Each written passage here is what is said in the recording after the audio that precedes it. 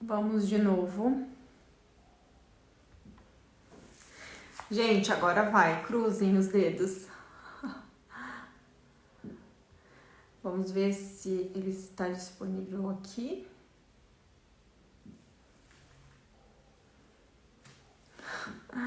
Ai, que difícil. Deu.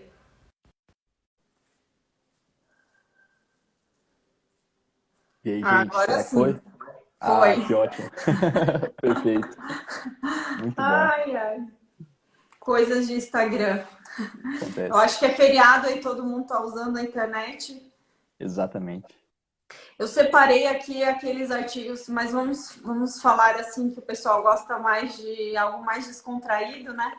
Aham. Eu queria que você se apresentasse primeiro aí, falasse um pouquinho da tua profissão, como você trabalha com esse assunto. Pode falar aí pra gente. Muito bem. Eu sou o João Vitor, eu sou médico e eu também me apresento como biohacker. Biohacker é aquela pessoa que quer otimizar a própria fisiologia. Então, usando pequenos detalhes, pequenos ajustes para a gente melhorar tanto a nossa saúde quanto o nosso foco mental, né? Sempre buscando ali a nossa a máxima performance.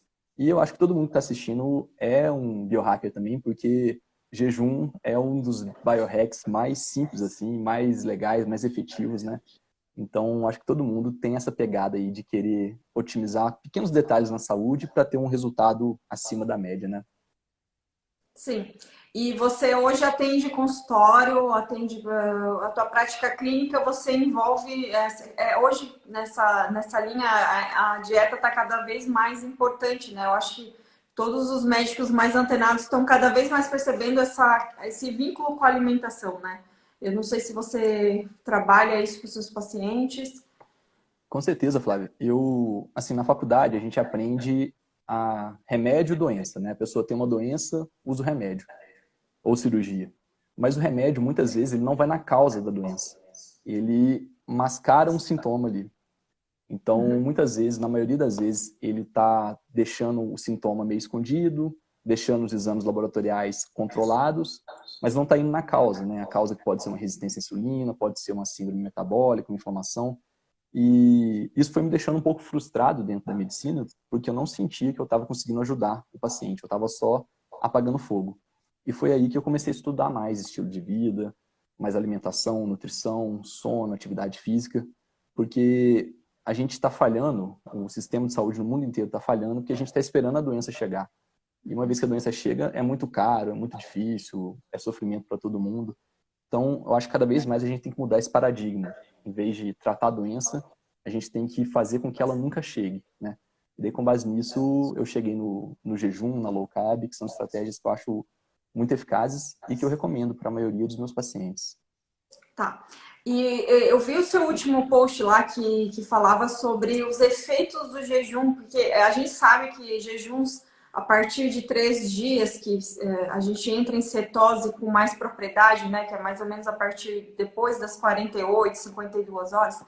Mas você postou ali que existem já alguns estudos que comprovam que menos horas podem surtir o mesmo efeito. Como é que isso funciona, João? Isso é muito interessante, porque jejum é uma coisa nova, né? Há 3 anos atrás, eu acho que todo mundo que está aqui, 90%, nem tinha ouvido falar, ou achava que jejum era ou religioso, ou então Coisa uma de coisa doido. que você ia desmaiar, né? Se fizesse.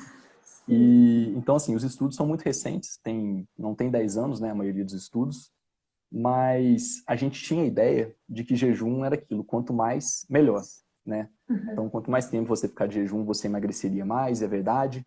Mas emagrecer é um dos poucos benefícios, um dos poucos não, um dos vários benefícios que o jejum tem. Inclusive, nem é aqueles mais legais para a saúde, para a longevidade. Emagrecer é muito bom, mas é quase que um efeito colateral do jejum. E a gente tinha uma ideia de que, para a gente ter os benefícios do jejum no que tange a saúde cardiovascular, longevidade, cetose, neuroproteção, diminuir a inflamação, a gente achava que precisava ter tinha que ser um jejum mais longo.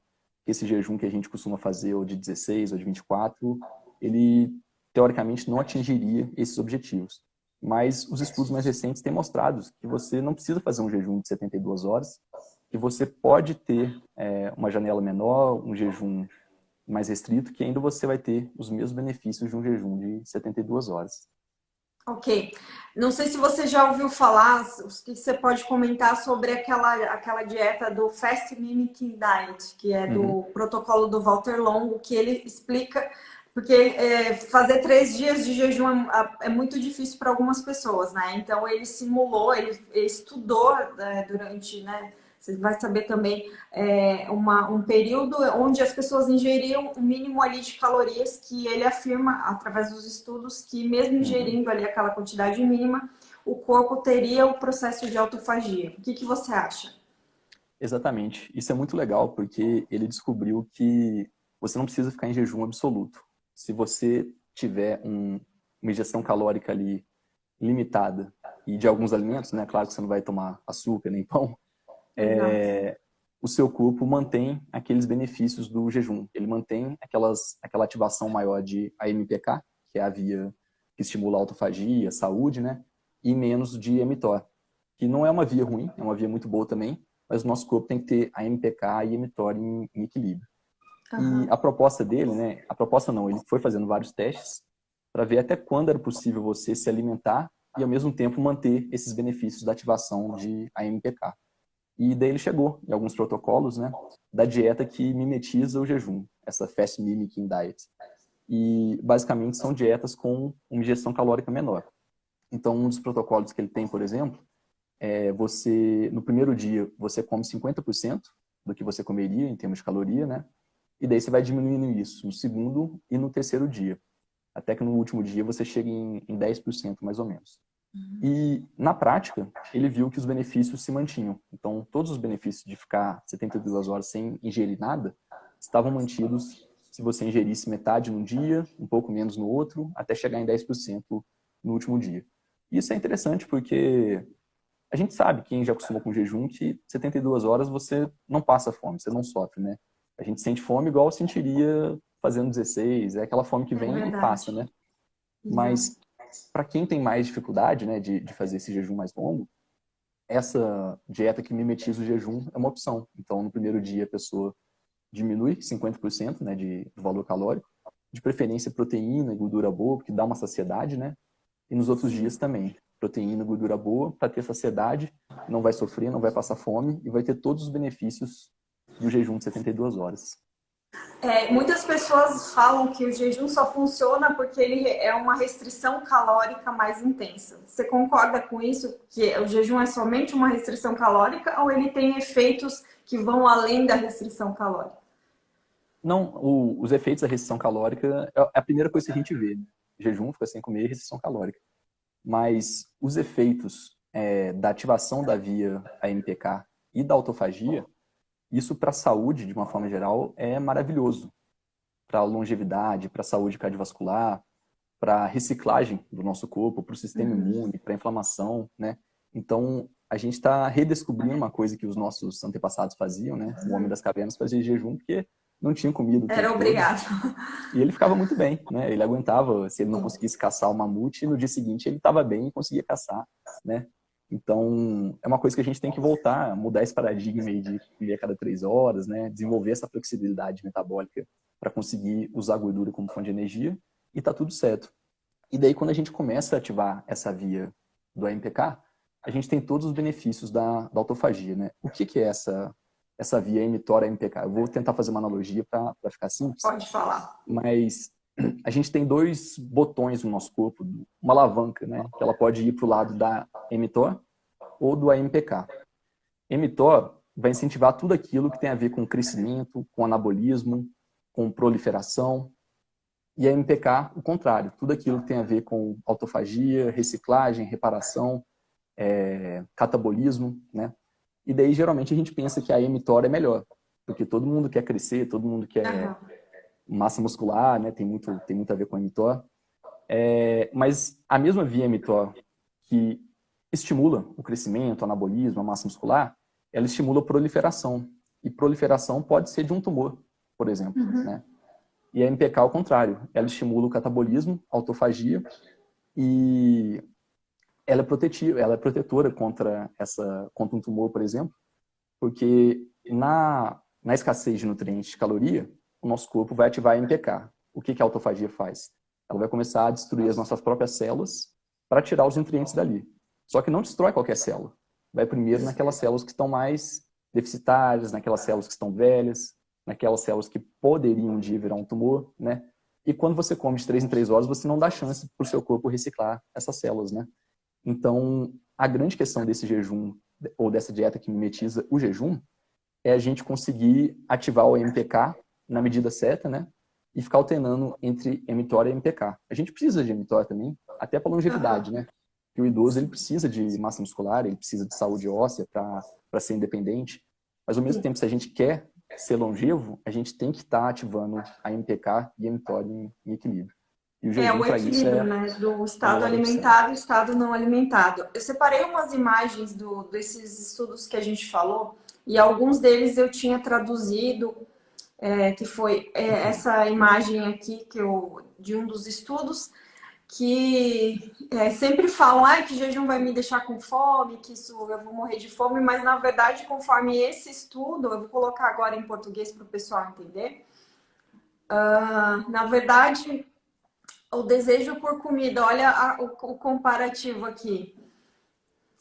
E é interessante que você falou sobre, com certeza deve estar vinculado esse mecanismo do AMPK, porque a partir das 18 horas, ou depois das 18 horas, toda essa mudança hormonal ela acontece, né? Porque é incrível, quem já fez jejum aí, depois de 17, 18 horas, a fome cai drasticamente, né? As primeiras 6 horas é muito complicado, todo mundo, a maioria das pessoas estão começando, né? Até a gente que já está acostumado.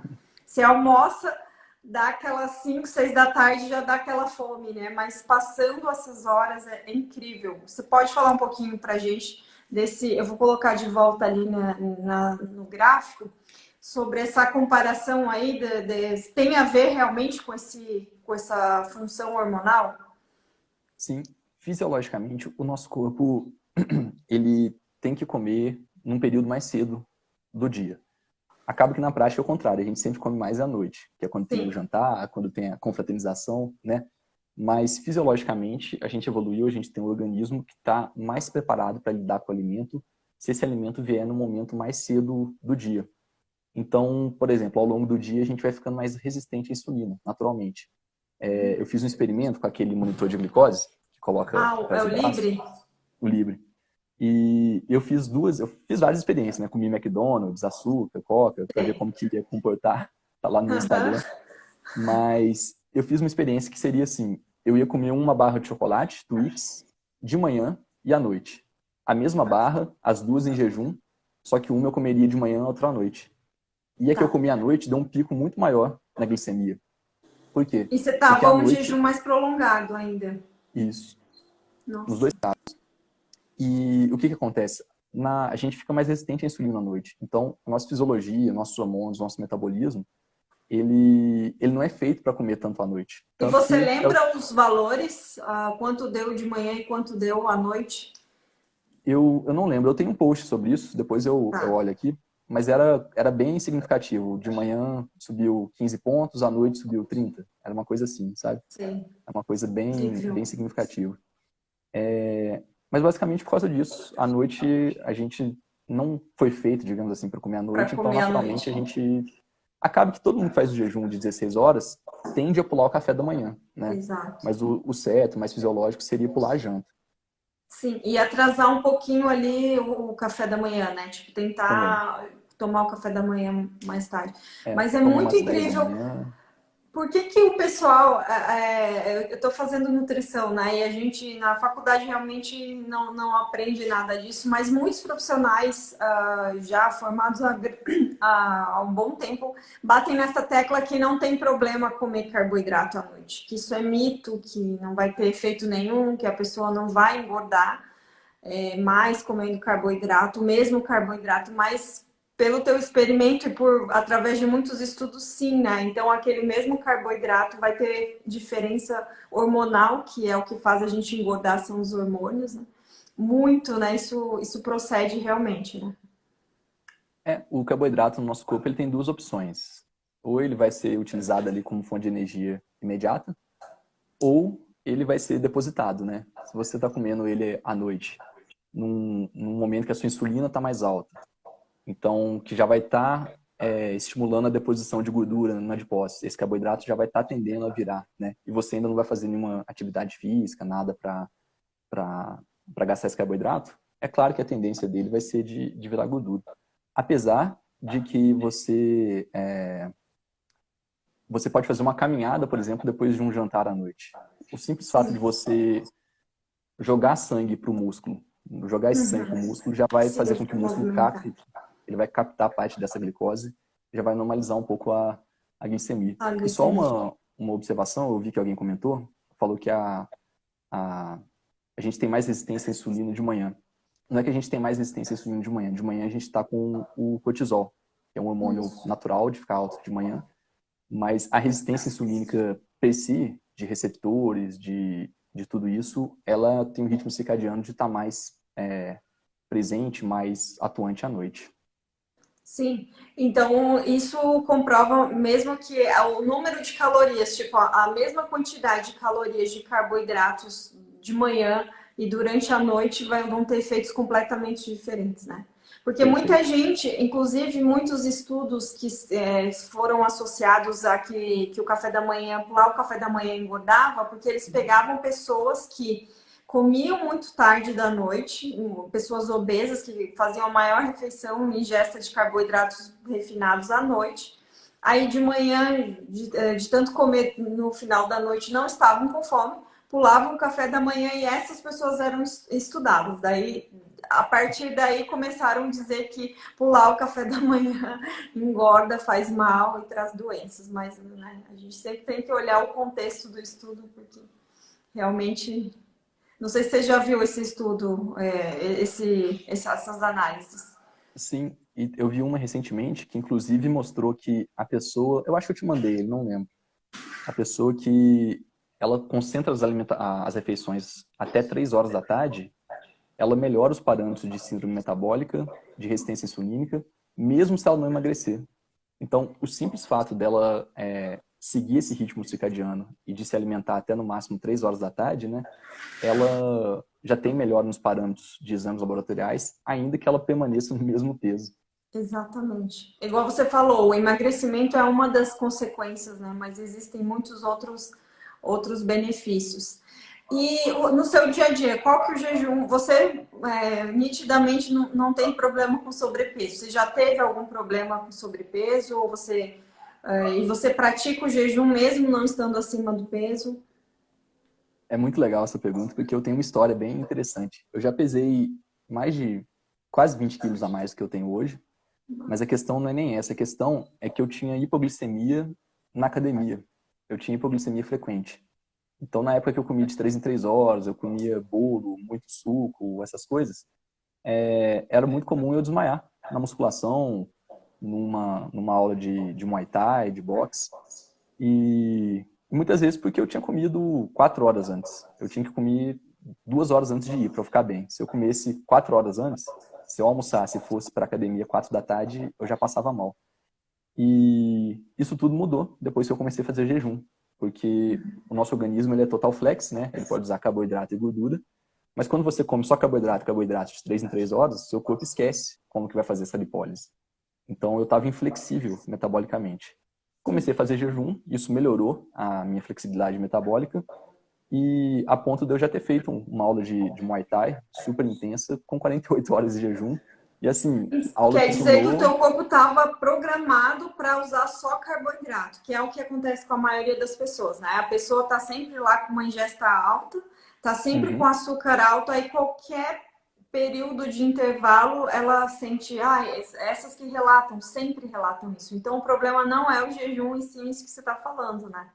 exatamente. É a falta de. O nosso corpo, digamos, está enferrujado para queimar gordura. Ele esqueceu. E a gente tem que ir ensinando ele aos poucos, né? Quando eu usei esse sensor de glicose atrás do braço, ele mediu minha glicemia durante 14 dias, de forma contínua. E durante Sim. vários momentos, eu tinha uma glicemia ali de 45, 50, que é hipoglicemia, né? Tem Sim. gente que fica com glicemia de 45 e desmaia, começa a suar.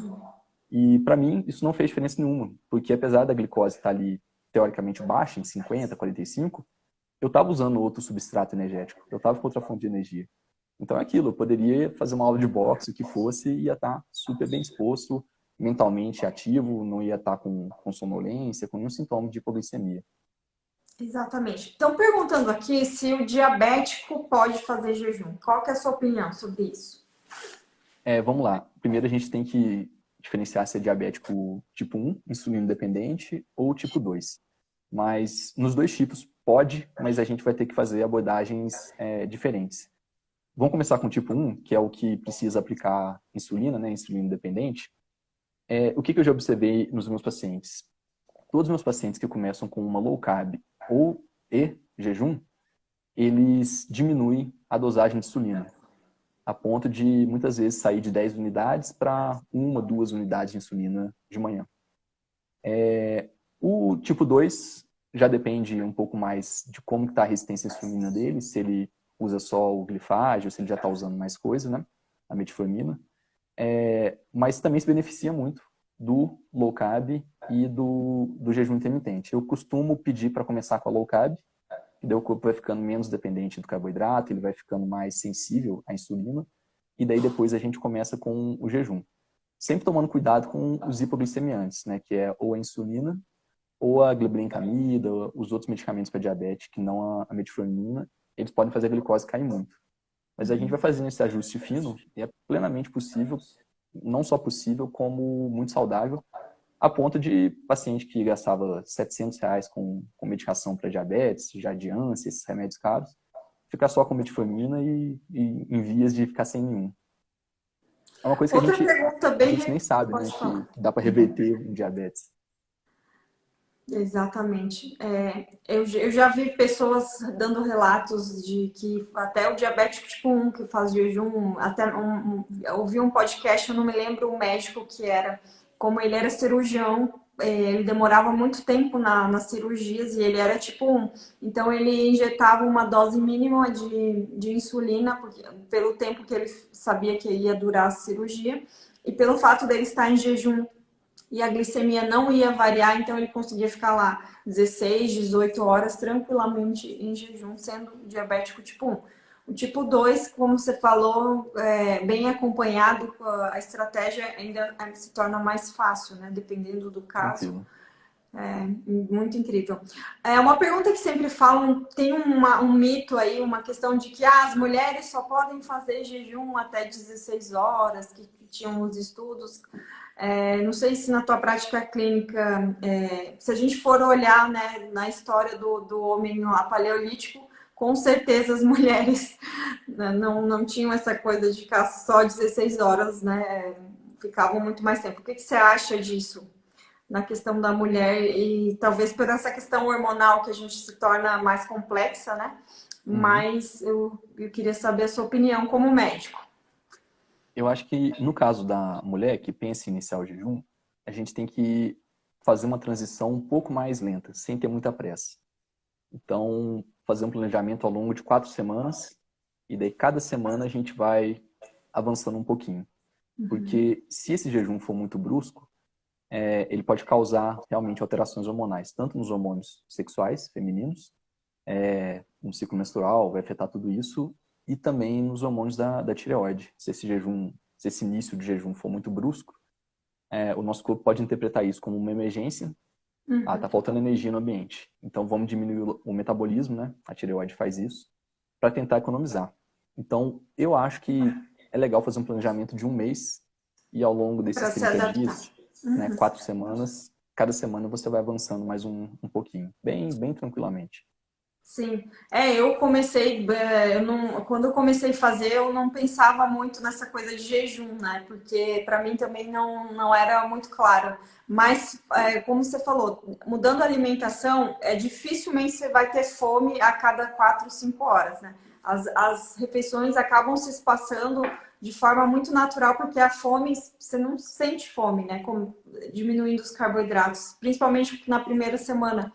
Então, foi muito gradual e conforme... Daí eu falei, já estou em 12 horas, quem sabe eu vou jantar mais cedo e vamos ver como que vai ser. E acordava super bem, né? Porque é muito incrível essa coisa que quando a gente dorme dá como se fosse um reset, né, nos nossos hormônios e a gente acorda com menos fome do que quando se a gente tivesse comido lá 10 horas, 11 horas da noite, que às vezes quando a gente sai, come algo cheio de carboidrato, no outro dia a gente acorda com aquela fome louca, né?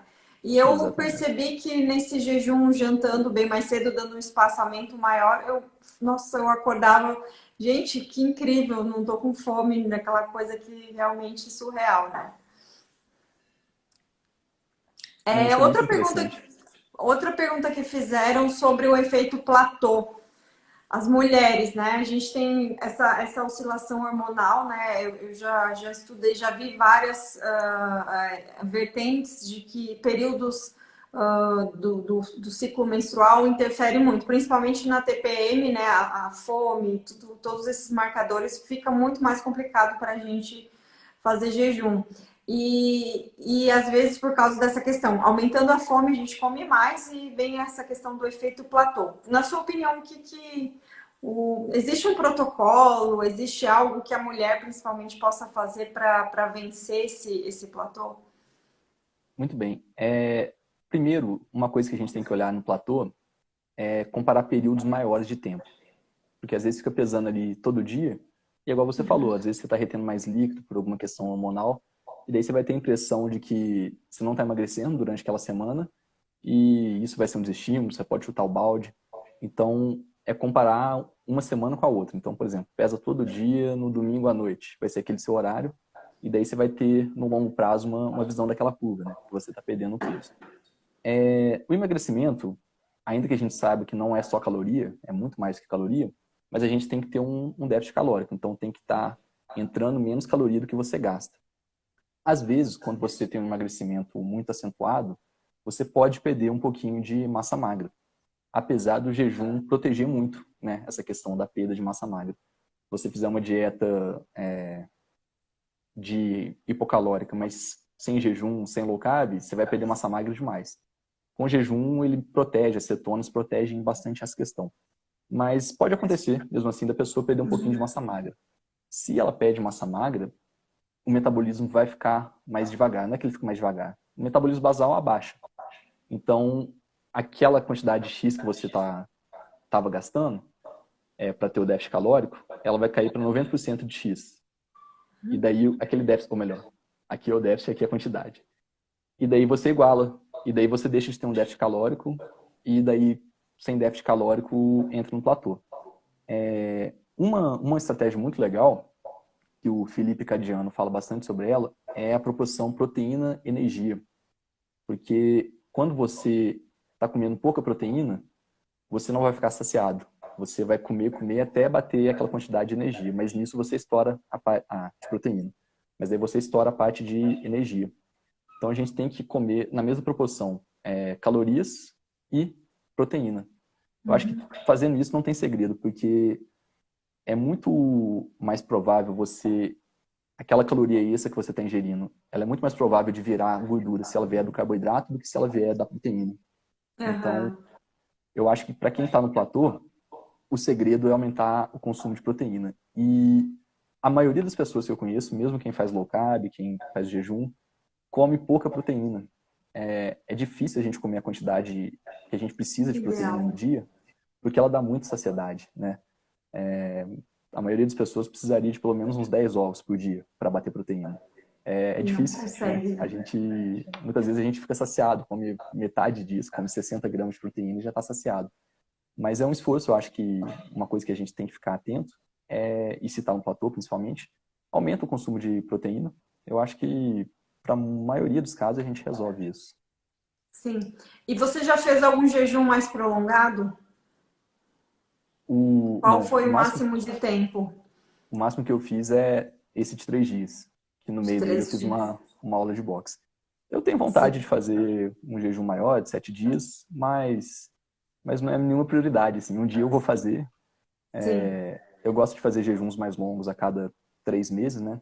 Eu tento fazer 24 pelo menos uma vez por semana e alguns maiores pelo menos a cada 3 meses.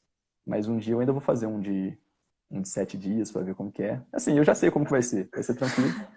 Sim. Eu vou sentir aquela fominha normal que a gente sente quando faz jejum, mas não é em alguns momentos só, a gente vai ter uma fome, né?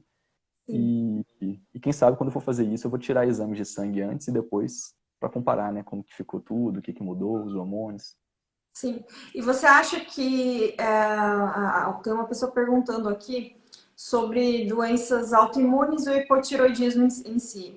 Por que você acha que o jejum pode ser favorável a doenças autoimunes? O pessoal sempre pergunta que se o hipotiroidismo, quem tem hipotiroidismo pode fazer jejum, se algo prejudica, mas por ser uma doença autoimune, né, a gente sabe que o jejum tem os seus benefícios. Queria que você falasse um pouquinho sobre isso.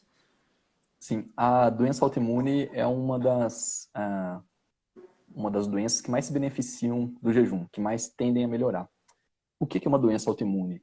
É como se o seu sistema imunológico, que deveria te proteger, ele fica confuso, ele começa a atacar o próprio corpo.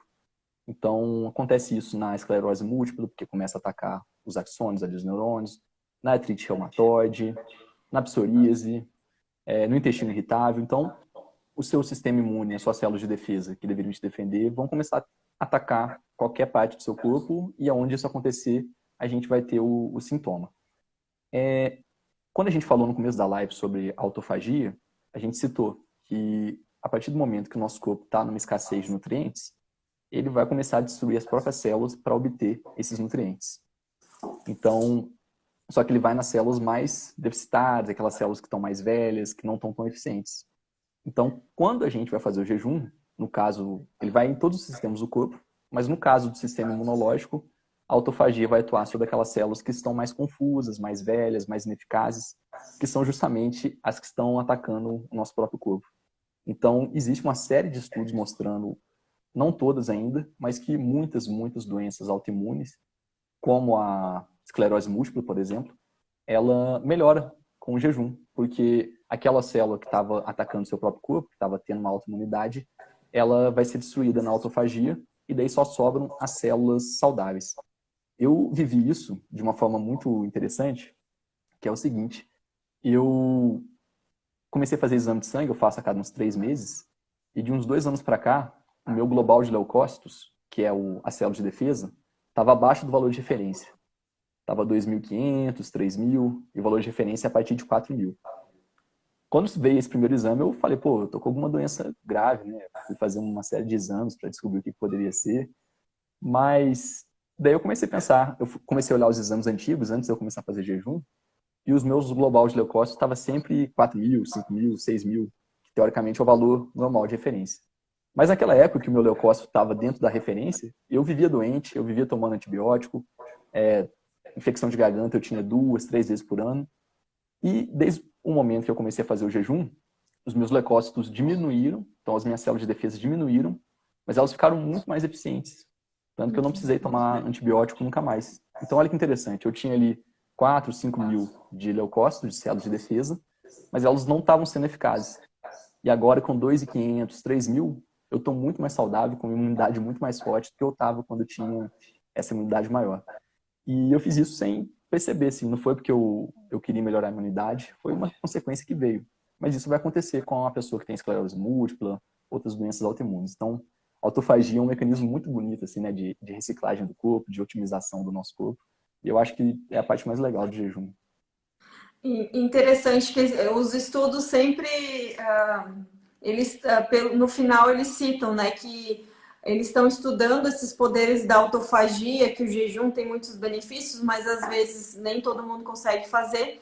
Por isso eles estão buscando inventar alguns medicamentos que imitem, né, que tenham esse efeito da autofagia, tipo, eles no final de alguns estudos, né, jejum é interessante, mas nem todo mundo consegue fazer. Por isso que nós também temos interesses de estar desenvolvendo medicamentos que promovam esse mesmo efeito, mas com certeza vai ser bem difícil, né? Não, na verdade, a gente tem alguns medicamentos muito conhecidos que têm esse efeito. Um deles é a famosa metformina, que a gente citou aqui. Sim, sim, A sim. metformina, ela ativa a MPK.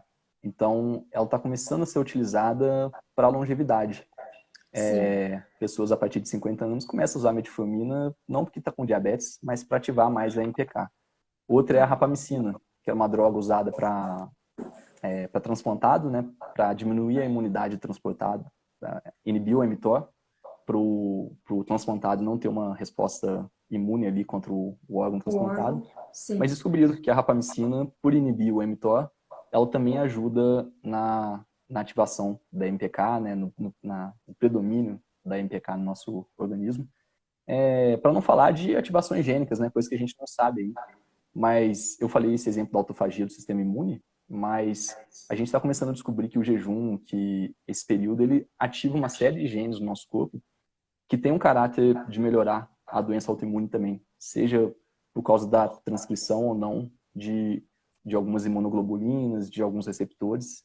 Então, assim, a gente sabe muito pouco ainda do jejum para afirmar que ele é uma cura mágica para tudo, mas parece que é uma cura não para tudo, mas para muita coisa, assim, muito legal. Muito incrível. E sobre, você deve estar acompanhando aí sobre a questão do Covid, né? Que a gente está vivendo um momento aí épico na saúde mundial. E por que tem se feito tanto esse link? Não sei se você, com certeza você deve saber me responder esse link. Por que que em pessoas com maior sobrepeso, pessoas com algumas doenças pré-existentes, elas são mais suscetíveis a algum ataque desse vírus? São pessoas que, primeiro, tendem a comer mal, então elas vão ter uma deficiência nutricional e, por causa disso, o sistema imune já não vai funcionar legal por causa de micronutrientes. Mas trata-se de pessoas que estão inflamadas, pessoas que têm síndrome metabólica. E a inflamação, especificamente no caso do coronavírus, o coronavírus ele consegue se aproveitar de tal forma da inflamação, da tempestade de citoquinas, que a pessoa que está inflamada, ele fica 10 vezes mais forte do que de uma pessoa que não está. Então, pela pessoa estar inflamada, o coronavírus consegue, grosso modo, passar desapercebido, escondido ali no meio da inflamação. E quando o nosso sistema imune percebe que de fato tem alguma coisa errada, ele já está no pulmão todo. E daí o próprio mecanismo de tentar combater o coronavírus é o que vai afetar o pulmão, vai poder dar uma fibrose, alguma coisa assim. Então a questão é essa, né? Primeiro que a pessoa saudável, ela está bem nutrida, ela está com micronutrientes ali para tudo funcionar direitinho na imunidade. Mas, além disso, se a pessoa estiver inflamada, porque assim, beleza, inflamado muita gente está, com síndrome metabólica muita gente está. Por que não pega qualquer vírus? Por que só o coronavírus? Justamente por causa desse mecanismo da tempestade de citoquinas. Ele meio que consegue se camuflar ali no meio dessa inflamação e quando o corpo percebe já é tarde demais. Exato. Inclusive, eu vi um caso de uma morte de um rapaz de São Paulo. Ele tinha menos de 30 anos e aparentemente falaram, ele não tem nenhuma doença pré-existente, mas ele tinha ele tomava um medicamento para, se não me engano, ácido úrico, tinha um nível de inflamação muito alto, mas os próprios jornais disseram, ele não tinha doença, enfim, mas ele era magro, assim, não tinha sobrepeso, mas esses índices aí, esses marcadores estavam em níveis de inflamações super alto. Então, infelizmente. Deixa eu abrir aqui a caixinha de perguntas.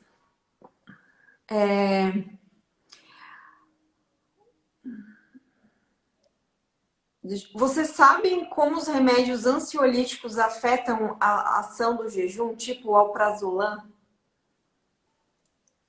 Pergunta Olha, difícil. os ansiolíticos, né, o alprazolam é um benzodiazepínico, ele, como que eu vou explicar? Ele é um depressor do nosso sistema nervoso central. Assim como o álcool também é um depressor do nosso sistema nervoso central. Então, essas substâncias, elas vão, digamos, lentificar, né, o nosso pensamento, as nossas vontades, e inclusive o sistema límbico, né, que é aquela fome impulsiva que a gente pode sentir. Então, assim, não estou falando que muito pelo contrário, eu acho que é uma classe de medicamentos que não se deve usar cronicamente, tem que usar por no máximo um mês ali, né, num período que tiver mais difícil, mas, enfim, não é um remédio que vai te ajudar a fazer jejum, não encoraja esse uso do alprazolam. Sim, até porque os medicamentos podem alterar também os níveis de fome, né? Alterando os níveis de fome, fica muito difícil fazer jejum, né? Perguntaram aqui se lactante ou pode fazer jejum, quantas horas, o que que você acha? Principalmente as lactantes que já estão com sobrepeso, né? Que geralmente acontece muito. Elas começam a fazer jejum e aí perdem um pouco de peso, melhora toda a questão metabólica, daí fica mais fértil, consegue engravidar, mas ainda não tinha conseguido perder a quantidade de peso que elas gostariam, ainda estão com sobrepeso. E aí elas vêm, né? É incrível que quando começam a fazer jejum, a mulherada fica muito fértil, né? E o que que você acha dessa questão da grávida, da lactante? Olha, é muito delicado, porque é o seguinte, quando a gente começa a fazer jejum, a nossa saciedade aumenta. E quando a nossa saciedade aumenta, a gente tende a comer menos do que a gente comia. E no caso da lactante, de uma gestante, pode acontecer dela comer menos demais. Então, além do Sim, mínimo que ela precisava. Além daquele problema que eu falei, que a gente tende a comer menos proteína do que a gente precisa. sim, Então, se junta um estado de jejum, que já vai aumentar a saciedade, numa pessoa que já está consumindo menos proteína, porque isso é uma coisa generalizada, natural. isso pode afetar ou o desenvolvimento do bebê ou a produção, a qualidade do leite. Então, possível mas tem que ser muito, muito bem acompanhado, tem que dosar bem essa ingestão proteica diária. E, na dúvida, se não tiver como fazer, eu acho melhor não fazer jejum muito longo, não, porque vai ficar com saciedade, vai comer de menos, tem esse risco de comer de menos, e isso pode faltar nutriente ou para o leite ou para o bebê, né? Exatamente. Eu sempre escuto o Dr. Jason Fung falando, não sei se você viu hoje a live dele, fantástica. Ele fala várias vezes, né, que esse período de gravidez, de lactação, não é o período ideal para você priorizar o emagrecimento, né? E ele também diz que isso não quer dizer que você tem que comer sem fome toda hora. Então, se você seguir a fome, como você falou, a saciedade, só de tirar os carboidratos, os excessos de ficar beliscando refeições toda hora, essa saciedade, essa ingesta vai ser naturalmente já reduzida, né? E é Exatamente. incrível e não é o período assim para você priorizar isso, porque, né, claro, depende também da lactante, porque às vezes já está no período lá, a criança já tem mais de 6 meses, um ano, que a criança não está mais na lactação exclusiva. Então depende, né? Varia muito mais o bom senso e esse autoconhecimento que você falou é muito, muito importante para qualquer pessoa, né? Então a pessoa tem que se conhecer, tem que saber. É, tem que ter assim, consciência na hora de se alimentar, principalmente na hora de escolher os alimentos, porque o pessoal faz jejum e bota às vezes tudo a perder também na hora que vai se alimentar. Deixa eu abrir aqui a janela de perguntas. Jejum e linfoma de Hodgkin. Algum benefício? Não sei. Não Especificamente sobre sabe. o linfoma de Hodgkin, não sei e nem conheço o estudo. Talvez tenha, mas não conheço. Eu faço parte, eu assino o canal do Dr. Jason Fung, a área de membros dele. E às vezes tem algumas reuniões de pessoas que se juntam pelo Zoom, fala-se muito sobre jejuns prolongados. E as pessoas dão os seus depoimentos e pessoas com muito sobrepeso, muitos problemas metabólicos. E teve um caso de uma senhora de 70 anos, mais de 60 anos, que ela tinha esse linfoma, linfedema, que nos quilos mortais aparece muito, né? Que é aquela bolsa de Uhum, pele protuberante, com um órgão, né? Muito estranho. E é uma concentração ali de gordura, né? É uhum. uma gordura muito difícil, né? Até cirurgicamente de se remover. E aí ela falando que estava fazendo jejuns longos justamente para esse linfoma. E ela disse que percebeu uma redução. Ela fez vários jejuns, assim, vários ciclos. E ela percebeu essa retração aí desse linfoma e essa diminuição. É muito incrível, né? Porque quando a gente está em jejum, o corpo vai priorizar utilizar a gordura como fonte de energia. E se é aquela gordura mais problemática, né? Que é uma bolsa ali, uma coisa que não é feita para estar ali. E com certeza é onde o jejum consegue fazer esse reparo. Deixa eu abrir aqui mais uma pergunta. A pessoa em tratamento de quimioterapia, o jejum pode ajudar? Teoricamente sim, mas não dá pra gente falar porque quimioterapia são vários fármacos, são tumores histologicamente muito diferentes. É uma opção que talvez possa ser discutida O médico. com o oncologista, mas geralmente quem está fazendo uma quimioterapia já está com certo grau de imunossupressão. Então o jejum poderia atenuar essa imunossupressão de uma maneira indesejada, né? Então tem que tomar Sim, cuidado com isso. depende, né, da situação. Só que o problema hoje nos tratamentos de quimioterapia, né? A pessoa sai da quimioterapia e já tem a bolachinha Maria do lado, né? Hoje me mandaram um inbox que a pessoa foi doar sangue, né? E não sabia que, eu acho que é 5 horas de jejum, né? Que eles cobram. Se tiver mais que isso, não pode doar sangue. E dela foi doar sangue e falou, não, se tá de 18 horas de jejum, você não pode doar, mas se você quiser aqui comer uma bolachinha, um suco Del Valle, você pode doar. E ela não doou, porque, né, não ia comer um suco Del Valle ali para quebrar o jejum com suco Del Valle. Deixa eu ver. Tem intestino irritável, o jejum pode me ajudar? Sim, essa é uma das patologias que tem estudo, alguns estudos mais avançados sobre os benefícios do jejum. Não é só o jejum, né? Igual eu falei, muitas vezes o jejum não faz essa mágica que a gente queria que ele fizesse, mas ajuda sim. Deixa eu abrir aqui mais um estudo aqui. Esse fala sobre essa questão do jejum e esse tipo de estresse oxidativo. O estresse oxidativo, geralmente, ele acontece quando o nosso corpo está mais ativo metabolicamente. Então, é quando ele está crescendo, quando ele está proliferando, que tem mais a ver com a ativação da via mTOR. Tá. A via MPK é o contrário disso. Então, a gente, com o jejum, essa inflamação, radicais livres, eles vão estar em menor quantidade, além de o jejum também ajudar a questão das cetonas, ela tem um efeito protetor contra esse tipo de radical livre. Então, você faz jejum, você aumenta corpos cetônicos, eles têm esse papel protetor contra a oxidação radical livre, né? Sim. E uma opinião, o que você acha? Você acha que essa questão essas orientações de instruindo as pessoas a comerem de 3 em 3 horas, comer toda hora, você acha que com o tempo o jejum vai se tornar digamos, uma stream, vai ser, tipo, as pessoas vão parar com essa questão que você tem que comer e tipo, começa a respeitar a sua fome, começa a dar mais espaço. Você acha que a gente vai chegar nesse tempo que as orientações vão ser diferentes? Com certeza, Flávia, porque é o natural do ser humano.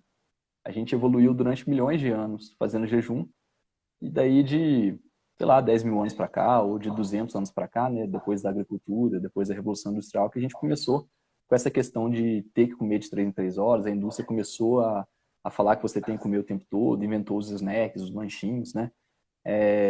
A questão é que o jejum não é modinha, né? A modinha é comer de 3 em 3 horas. Se a gente pegar milhões de anos, sei lá, isso daqui a gente comeu de 3 em 3 horas, e o resto da nossa história toda a gente fez jejum. Então a modinha é justamente comer de 3 em 3 horas, ter lanche, snack, essas coisas, né? Eu fiz um post sobre isso há um tempo atrás, falando exatamente isso, comer de 3 em 3 horas que é modinha, não é o jejum. E apareceu muitos nutricionistas lá me xingando e falando que é absurdo e me crucificando, né? Mas falei, gente, evolutivamente, a gente tem que pensar como que o nosso corpo se evoluiu, como que a nossa fisiologia se estabeleceu, e a gente chega à conclusão que o natural é o jejum. Então, eu acho que é questão de tempo, né? E essa questão de comer de 3 em 3 horas, a gente vai olhar para trás na história humana e vai ser meio que como uma, sei lá, epidemia de coronavírus, a gente vai ter lá, epidemia de comer de 3 em 3 horas. Uma coisa ruim que a gente superou, passou e continua fisiologicamente adequado, né? Eu espero.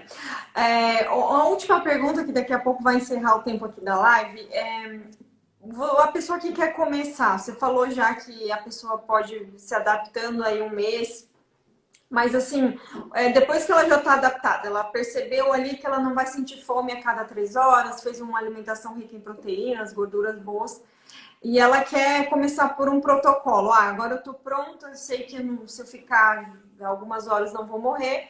E principalmente, como a gente falou, jantando mais cedo, a pessoa vai dormir, vai ter todo esse restart aí metabólico, vai acordar com menos Uhum. fome. Qual o protocolo e qual a forma que você sugere assim para que essa pessoa começar? Ótimo. Eu acho que o protocolo, o papel dele é esse mesmo. É para você seguir no começo. Depois que você acostumou com o jejum, você nem percebe que você está fazendo protocolo, vira automático. Você faz 24, olha, fiz 24, nem tinha planejado. Sim. Mas eu acho que o legal é o seguinte, 16 horas, 2 vezes por semana. Então, já está fazendo uma low carb, já está mais flexível metabolicamente. 2 vezes na semana, durante a primeira semana, você vai pular o café da manhã ou pular a janta, né? É igual eu falei, o ideal é pular a janta, mas a maioria das pessoas, por praticidade, por compromissos sociais, pula o café da manhã, mas tranquilo. Na outra semana, você já vai fazer isso 3 vezes. Na outra, você já vai fazer 5.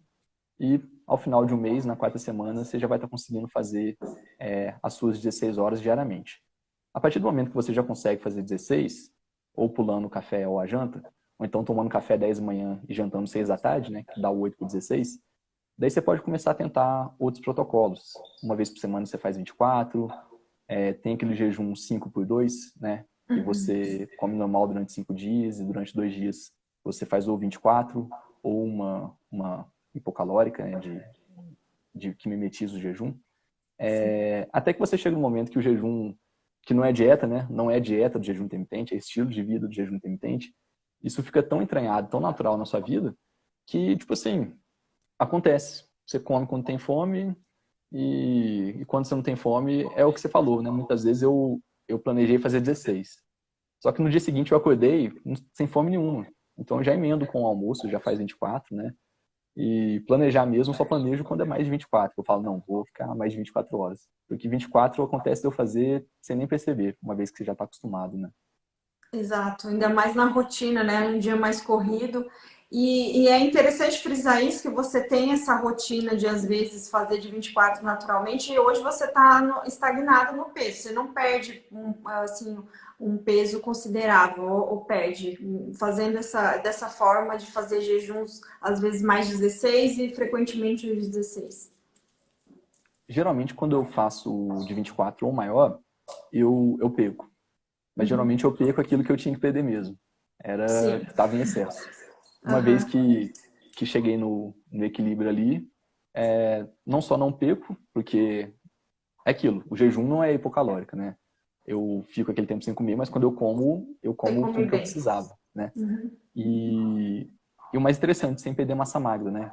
Que massa magra a gente não pode perder, a gente precisa de massa magra para a saúde, para produzir mioquina, para manter o metabolismo basal mais alto, né? Mas assim, super tranquilo. É igual eu falei, a acetona ela protege, os corpos cetônicos eles protegem a degradação muscular. Então, para você perder massa muscular fazendo jejum, tem que ser um jejum bem mais longo, ou então você já tinha que estar no estado ali propenso a isso. Inclusive, existe aquele protocolo da dieta do guerreiro, onde eles usam o jejum para o ganho de massa magra, né? Tipo, é um jejum, se não me engano, de 20 horas, que é um jejum mais de 16 horas, feito com uma maior frequência, só que a ingesta calórica, né? E geralmente a refeição é feita mais para o final da tarde, entre as 4 e 7 da noite, mas é uma refeição, né, igual você falou, uma quantidade suficiente ali para gerar ali o efeito, né, contrário lá do MPK, e as pessoas conseguem ganhar massa magra, né? Incrível. Exatamente. Era o mito, né, que a gente tinha. Esse pessoal de academia fica com um lanchinho para Fica baixo para cima, com uma marmita. o squeeze, né, É, de whey. porque tinha essa, não, tem que comer de 3 horas, tem que ativar a mitose de 3 horas, e de fato, se você ativar a mitose de 3 horas, vai favorecer muito o ganho de massa, né? Insulina favorece, é anabólico também, mas os estudos começaram a mostrar que o jejum, a pessoa não pedia massa magra, pedia só massa gorda, então, ótimo, né? Às vezes, para quem está ganhando, para quem está querendo ser um fisiculturista, quer ganhar muita massa magra, talvez nesse caso o jejum não seja legal. Mas para quem quer manter, super tranquilo, super, super de boa. Exatamente. Então, eu queria te agradecer, João Vitor, mais uma vez. Foi ótima live. Vou deixar salva no IGTV. Um show de informação. Obrigada mesmo pela presença e por tanta informação bacana aí sobre o jejum. Valeu, Flávio. Fiquei muito feliz pelo convite. É um papo, assim, uma coisa que eu adoro falar e a conversa foi ótima, né? Fluiu naturalmente, o pessoal participou, a gente conseguiu responder algumas perguntas. Foi Sim. excelente. Valeu mesmo. Até mais. Tchau, tchau. Até mais, gente. Tchau.